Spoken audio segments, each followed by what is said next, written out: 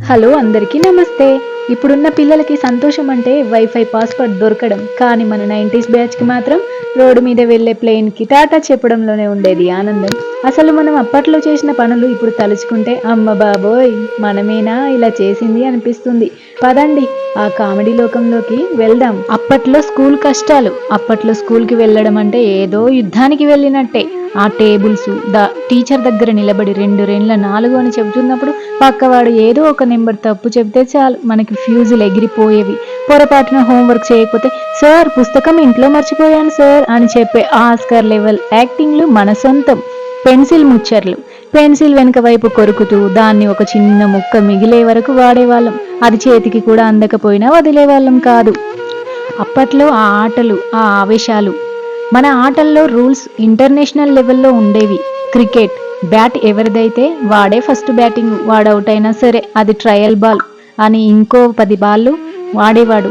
గొడవ ఎక్కువైతే బ్యాట్ నాదే నేను వెళ్ళిపోతున్నా అని ఇంటికి పారిపోయే బ్యాచ్ మనది. దాగుడు మూతలు. ఐస్ పైస్ ఆడేటప్పుడు దొంగ దొరకకపోతే అవుట్ కాలేదు, నేను చూసా నువ్వు కళ్ళు తెరిచావు అని కొట్టుకోవడం మనకి కామన్. సైకిల్ తొక్కడం. టైర్కి ఒక కర్ర పెట్టి రోడ్డు మీద పరిగెత్తడం. అప్పట్లో అది మనకి రోల్స్ రాయల్ కార్ నడపడం కంటే ఎక్కువ. ఇంకా టీవీ అండ్ టెక్నాలజీ విషయానికొస్తే అప్పట్లో అలా ఉండేది. పవర్ కట్ అయిందంటే చాలు ఊరంతా ఒకటే మాట, అరే కరెంటు పోయిందిరా అని అరవడం. అప్పట్లో జనరేటర్లు లేవు కదా, అందరం బయటికి వచ్చి గాలి కోసం వెతుక్కోవడం.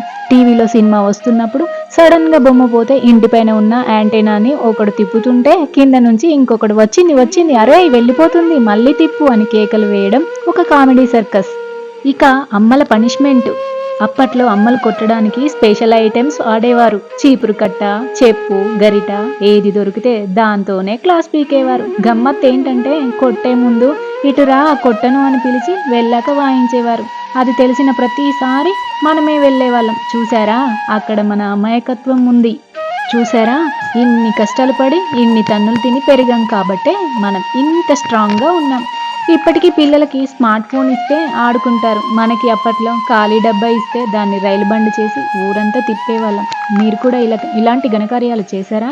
ఏమైనా చేసి ఉంటే వెంటనే కామెంట్ బాక్స్లో కామెంట్ చెప్పేయండి. అలాగే మీ బ్యాట్ పట్టుకొని పారిపోయిన ఆ దోస్తులకి ఈ వీడియో షేర్ చేయండి. ఇక ఫోటోషూట్ల విషయానికి వస్తే అప్పట్లో ఫోన్లలో సెల్ఫీలు లేవు కదా. ఏదైనా ఫంక్షన్ ఉంటే ఫోటోగ్రాఫర్ వచ్చేవాడు. ఆ రీల్ కెమెరా గుర్తుందిగా 36 ఫోటోలు మాత్రమే వచ్చేవి. అందుకే ప్రతి ఫోటోకి ఒక రేంజ్లో బిల్డప్ ఇచ్చేవాళ్ళం. స్కూల్ గ్రూప్ ఫోటో తీయించుకునేటప్పుడు ముందు వరుసలో కింద కూర్చొని మోకాళ్ళ మీద చేతులు పెట్టి ఏదో దేశాన్ని రక్షించే సోల్జర్ లాగా సీరియస్ లుక్ ఇచ్చేవాళ్ళం. పొరపాటున ఫోటో తీసేటప్పుడు కళ్ళు ఆర్పితే ఆ రీల్ వేస్ట్ అయిపోయిందని మా నాన్న ఇచ్చే లుక్ అబ్బో వర్ణనాతీతం. ఇక వానాకాలం పేపర్ పడవలు. ఇప్పుడు వర్షం పడితే వెదర్ బాగుంది కదా అని ఒక స్టోరీ పెడదాం అనుకుంటారు. కానీ మనం వర్షం పడి రోడ్డు మీద నీళ్లు నిలిస్తే చాలు హోంవర్క్ బుక్కుల్లో మధ్య పేజీలు చింపేసి పేపర్ పడవలు చేసేవాళ్ళం.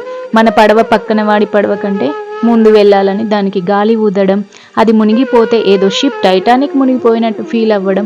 ఇవన్నీ ఒక ఎత్తు అయితే ఆ బుక్లో పేజీలు తక్కువ అయ్యాయని టీచర్ దగ్గర దెబ్బలు తినడం ఇంకో ఎత్తు. ఇక బంధువుల రాక ఆశలు నిరాశలు.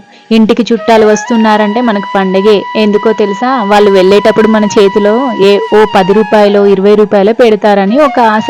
వాళ్ళు వెళ్ళేటప్పుడు మెల్లగా గేటు వద్ద వరకు వెళ్ళి వాళ్ళు జేబులో చేయి పెట్టగానే మన గుండె స్పీడ్గా పెరిగేది. తీరా వాళ్ళు వెళ్ళిపోయాక అమ్మ మన దగ్గరికి వచ్చి అది దాచిపెడతాను ఇవ్వు నీకు కావలసినప్పుడు ఇస్తాను అని చెప్పి తీసుకునేది చూడండి, అది ప్రపంచంలోనే పెద్ద స్కాము. ఇక ఎండాకాలం సెలవులు. అమ్మమ్మ గారి ఇల్లు.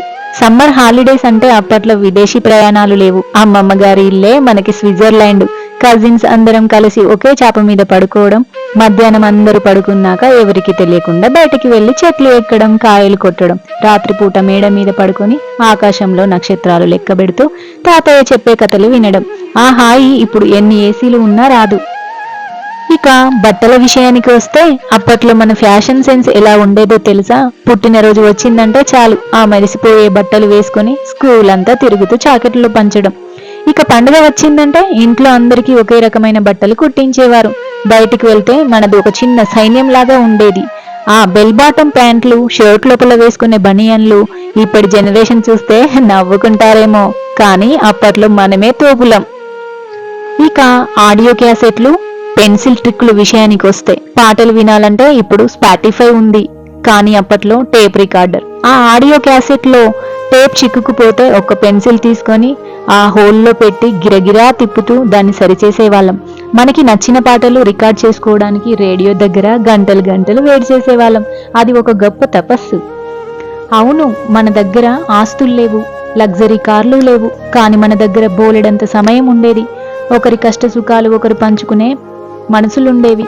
ఆ గల్లీలో ఆడిన ఆటలు, ఆ స్కూల్ బెంచ్ మీద గీసిన పేర్లు, ఆ చిన్న చిన్న గొడవలు, ఇవే కదా మనల్ని ఇప్పటికీ నవ్విస్తున్నాయి. మనం 90s కిడ్స్గా పుట్టడం నిజంగా మన అదృష్టం. మనం ఒక గొప్ప మార్పుని చూసాం, పాత ప్రపంచాన్ని చూసాం, కొత్త ప్రపంచాన్ని చూస్తున్నాం. ఫ్రెండ్స్, ఈ వీడియో చూస్తున్నప్పుడు మీ కళ్ళల్లో నీళ్లు తిరిగినా లేదా మీ పెదవుల మీద నవ్వు వచ్చినా అది మన 90s పవర్. మీ చిన్ననాటి ఫ్రెండ్స్ ఈ వీడియో ట్యాగ్ చేయండి. ఈ వీడియోని మీ ఫ్యామిలీ గ్రూప్స్లో షేర్ చేయండి. అలాగే మర్చిపోకుండా మన ఛానల్ని సబ్స్క్రైబ్ చేసుకోండి.